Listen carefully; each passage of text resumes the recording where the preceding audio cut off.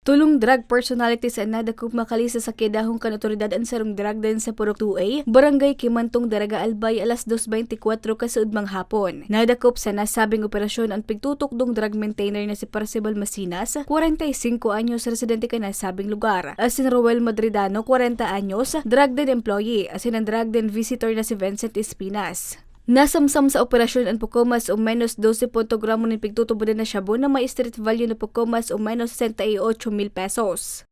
Prior kang bypass operation, nagkanda kita the series of casing and surveillance operation and duwang test by operation. Naging matayong po ang operasyon, huli kan pinagsarong puwersa kan Philippine Drug Enforcement Agency Albay, asin Daraga Municipal Police Station. Makalis man basangkan sa indang diretsos bilang akusado, pigdaraman ang mga sospek sa ospital para sa physical asin medical examination.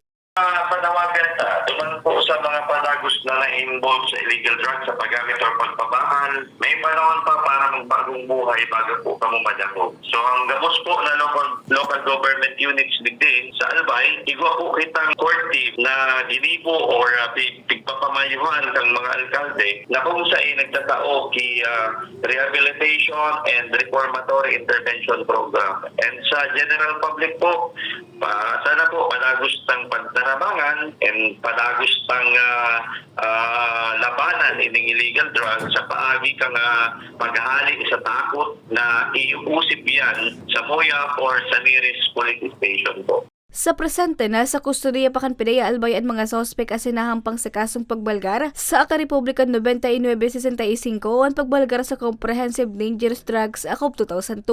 Para sa mga baratang tatak Bicol, Regine Bue.